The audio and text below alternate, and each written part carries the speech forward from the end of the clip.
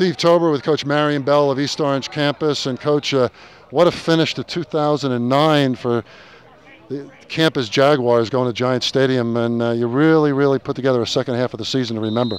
Yeah, we had a pretty good run. The kids got focused toward the end, and that's when we needed it. And we made a good run at it, and we almost had it. 2-yard line, we get in, tie the score. Who knows what might happen. How much did this Super Essex Conference prepare you for that moment? You played some tough teams. You had a really tough loss with Irvington early in the season, but you came on strong. You had a great second half against Montclair, I remember, and then you had some great wins in the second half of the season. But what turned it around for you from the start of the season? Well, the Super Essex Conference gives you size, speed, athleticism. It gives you a variety of athletes, opposed to the Iron Hills is mostly power. So what happens, we had to get adjusted to the size, the speed, and the athleticism. You know, and once we got adjusted, we kind of got ourselves together, and then we made a turnaround. And your young quarterback, Larada, had a nice year, and I saw him at a basketball game over the winter. Young man is seriously intended on football, and Coach James Williams introduced me to him getting ready in the off season, and he's a nice way to build around. Yeah, he's been working hard this off season.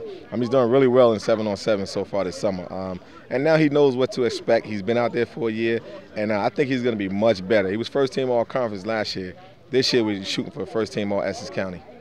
What about your backfield? I know you graduated some tough guys, but how's that looking? Our backfield, I think, is going to be better this year than it was last year.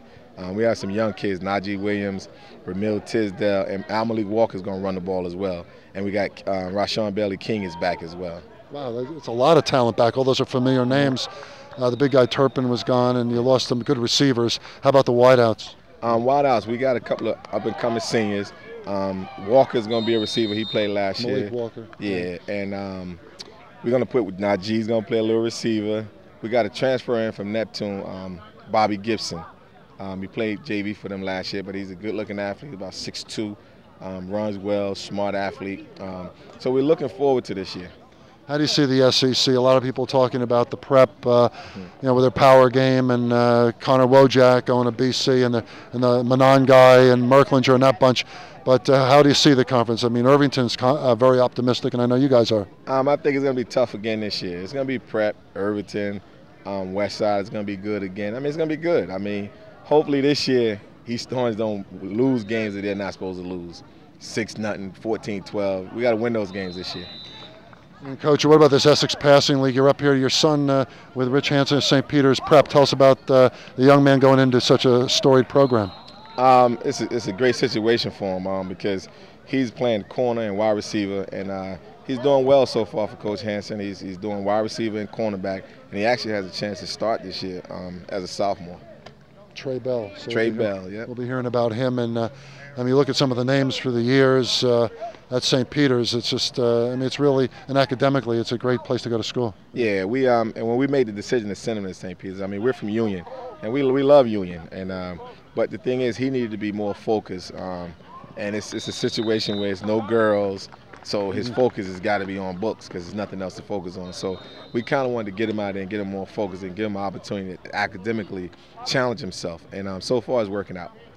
Getting back to campus football, you feel the program is where you want it to be right now, or is there room for growth in terms of, obviously you want to get that championship? Yeah, there's room for growth. We won a championship in 2007. We came close last year. 2008. We had a good year, but we missed the playoff because the section was loaded that year. But we have room for growth. I think this group of guys that I have now are the kind of guys I had in 2007. And talking about North Jersey football in general, do you feel it's going to be an up year in Jersey, and at least in North, say Morris, Essex, Bergen, Passaic? Yeah, I think it's going to be up this year. I think because everyone played young last year, and now these guys are older, and the teams are older. So once you play when you're older, it makes it more competitive for the game. All right, Coach Bell, when do you start two-a-days with pads and whatnot? August 19th, we report to camp, and then we go from there, and then we got a quad scrimmage with St. Peter's Prep, Rumson, and Middletown South. That'll be our first scrimmage. So it's a heavyweight scrimmage. And your opener? The opener's with Vernon. Who's going to be a tough team. They were young last year, and Coach Tepper going to have those guys ready to go. Good thing about it, they come down to us this year. We don't have to take that 5-hour ride. Trip. Yeah. All right, Coach Bell, thanks for stopping by. Marion Bell doing a tremendous job with the Jaguars. won a championship 3 years ago, and you're hoping 3 years ago, to final last year and hoping to get back there again in 2010. Thanks for stopping by. All right, thanks, Steve. Appreciate it. Coach Marion Bell from West Orange, the Essex Passing League. I'm Steve Tober. All right.